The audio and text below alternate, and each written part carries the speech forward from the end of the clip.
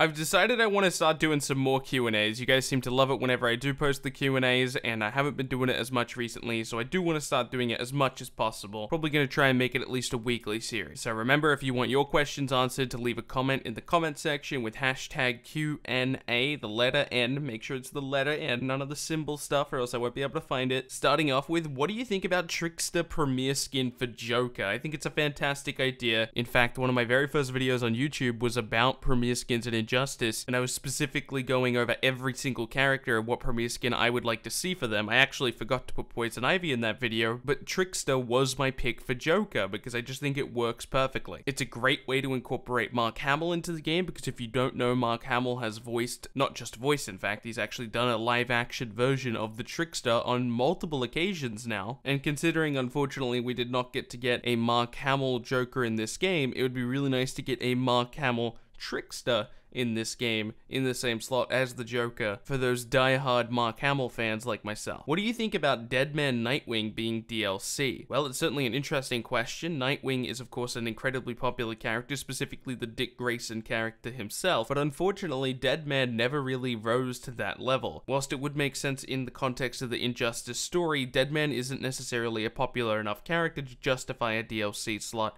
and it's the same reason he wasn't on my prediction or wishlist, because unfortunately it's just not a character people will be familiar with. In fact, most people who have a copy of Injustice 2 right now probably won't even know that Dick Grayson is currently Deadman in the context of the Injustice story. So overall, it'd be just confusing for most people, and I don't think it's worth adding to the game. Riddler will be a badass fighter. Well, I'm going to assume you mean would, because Riddler's just not confirmed, but let's talk about it anyway. Riddler probably actually wouldn't make for a fantastic fighter. The reason I say that is because when you look at it from a design perspective and you try coming up with a moveset for a character like Riddler, a character who does not have special powers, a guy who does not specialize in any martial arts, he's just kind of a guy with a cane and a gun. So what do you end up doing? Maybe you incorporate some type of trap, maybe you use his cane in his fighting style, maybe one of his abilities uses the cane. I feel like when you come at it from a design perspective, you end up coming up with basically Joker's moveset. So why not just throw him onto a Joker Premier Skin? That would be at least what I would do if I wanted to incorporate Riddler into Injustice 2. So if you're holding out for Riddler, maybe get in some Joker practice, because if Riddler is going to be added to the game, I would imagine that's how he would be added to the game. But what I do think would be really interesting, if they want to put Joker in Injustice 3, which I would assume they would want to, because Joker is an incredibly popular character, why not have Riddler participate in the story of Injustice 3, and then have Joker be a Premier Skin for Riddler? That way you don't have to work Joker into the story, despite him being, you know, dead. Should Premier Skins have different endings from their counterparts? For example, Reverse Flash and Flash. This was actually one of the first things I did when I loaded up Injustice 2 for the very first time. I went into the arcade and I did a arcade with Jon Stewart, I believe it was, and I was quite disappointed to see that he didn't have an alternative ending. And then I put a little bit of thought into it and I discussed it with my friends, and I think it's kind of for the better. If they had to justify every Premier Skin the same way they have to justify every DLC character with an arcade ending, we would probably end up with less Premier Skin. I really like Premier Skins being very loose with the rules the way they are currently. For example, Vixen is a character that doesn't really make a whole lot of sense being a Premier Skin for Cheetah, because Vixen can do a whole lot more than just be a cat, and they didn't really go very far with the visual effects changes. I mean, there are some visual effects changes, but they didn't go super far with it. And then there's another character like Bizarro where they went full out with it and they went crazy with all the visual effects, and it was perfect. It was very, very well done, and it's everything you ever wanted. But I like them being that loose with it because it gives you this wide variety of space to work with.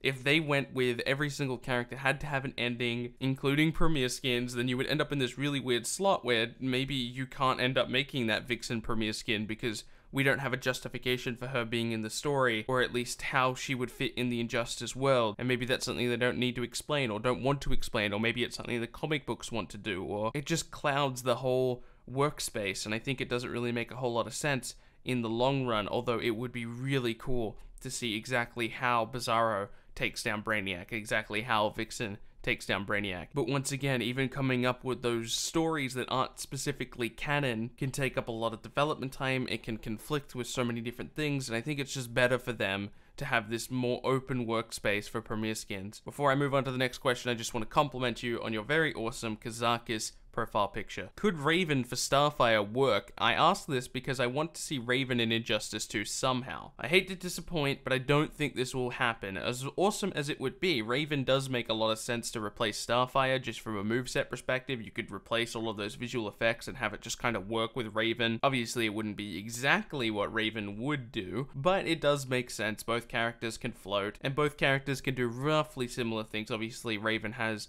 a much larger scope than a character like Starfire, but as long as it can work for a premiere skin, and it probably would be the way to put Raven into Injustice 2, but regardless, I still don't think it's going to happen, as awesome as it would be. I can't really explain exactly why I don't think it's going to happen. I just think it's far more likely that the characters that were in Injustice 1 who aren't in Injustice 2 aren't going to be added to Injustice 2 through any type of method. That includes Deathstroke, that includes Raven, that includes, you know, whoever else was on the main roster of Injustice 1, and even not just main roster, but DLC roster as well. I think if you want those characters back, we might have to wait quite some time to get them. Definitely not in Injustice 2. That's at least what I'm thinking at the moment. My opinion could change in the future, but right now that's my opinion. What do you think of Ocean Master as a premiere skin for Aquaman and Constantine as a premiere skin for Dr. Fate? Wow, you're getting a 2-for-1. I'm not sure I ever specified if that's allowed or not. I don't think you get to ask 2 questions. That's cheating. Ocean Master is a fantastic pick for Aquaman as a premiere skin. Originally, my pick for Aquaman was Black Manta, but Black Manta was revealed to be his own DLC character, so that's fantastic. Now we can get Ocean Master in as a premiere skin if they intend to do an Aquaman premiere skin, which, again, that's a fantastic pick. That's the pick I would have went with, knowing that Black Manta is going to be in the game. I think it works perfectly. It's something they can do in the future if they so desire. It's just a question of whether the Ocean Master character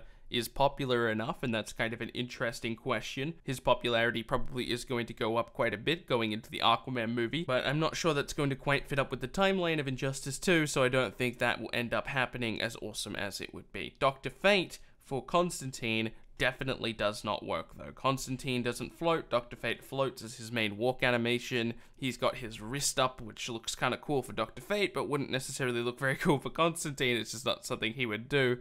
And all of the animations for Dr. Fate don't really work for Constantine. The visual effects kind of do. You could kind of get that to work, especially because you can change the visual effects, but you cannot change the animations because of obvious hitbox reasons. What about Aaron Black premiere skin for Red Hood? This is a fantastic idea, and I love that you brought it up because I haven't talked about it in the past. I originally, going into Injustice 2, was excited about the inclusion of Mortal Kombat characters because I thought they had so much potential with the premiere skin system. When we look back at Injustice 1 and even now in Injustice 2, you see the community backlash when Mortal Kombat characters are introduced to the game, and whilst I don't agree with that backlash, because I do believe it is a minority of people who are upset about it, but knowing that that backlash was going to happen, because obviously we experienced it in Injustice 1, and we experienced it in Injustice 2, I thought the way they were going to introduce Mortal Kombat characters to the game, an amazing idea in my opinion, is through premiere skins. In the example of this question, Aaron Black for Red Hood is a fantastic pick, but even before Red Hood was added to the game, Aaron Black could have been a Joker premiere skin, Ermac could have been a premiere skin for Dr. Fate, and there's obviously a ton more examples that you could throw out there. I'm kind of disappointed they didn't end up going in this direction, but it kind of makes sense as well. Like a lot of premiere skins you would imagine, even that example right there that we just used, Aaron Black, he probably wouldn't do a lot of what Red Hood does in the game currently. Even just the back 3 motion is something that I couldn't necessarily see Aaron Black doing. The whole mind thing with the super animation is just something I couldn't see Aaron Black doing. Even with my example of Ermac and Dr. Fate, I couldn't see him doing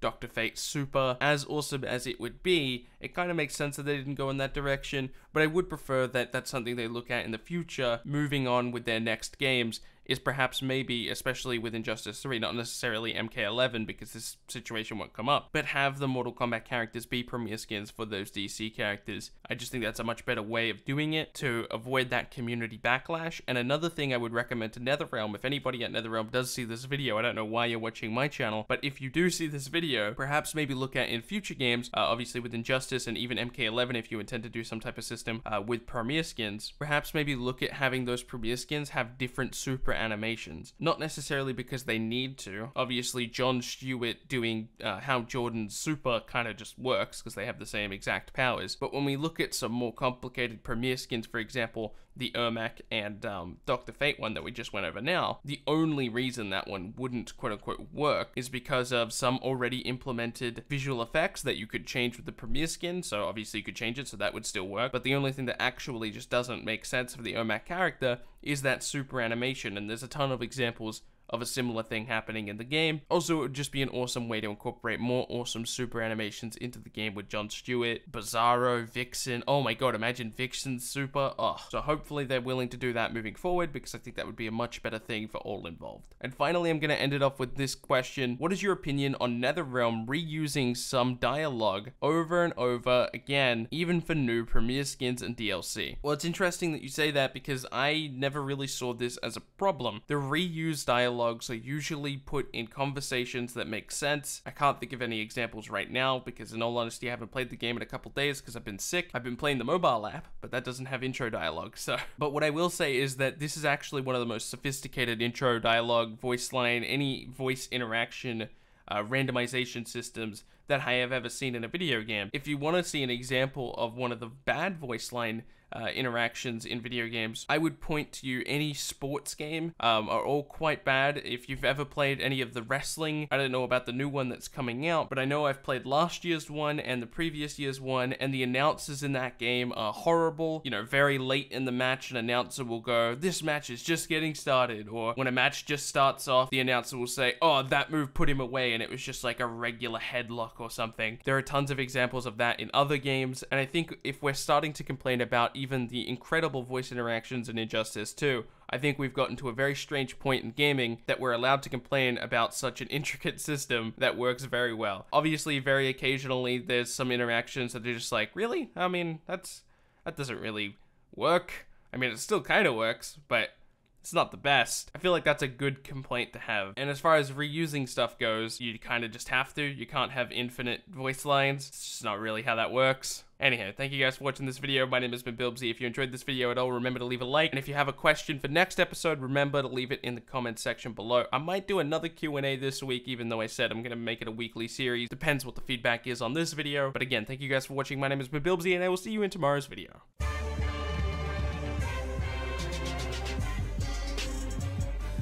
Holy mackerel.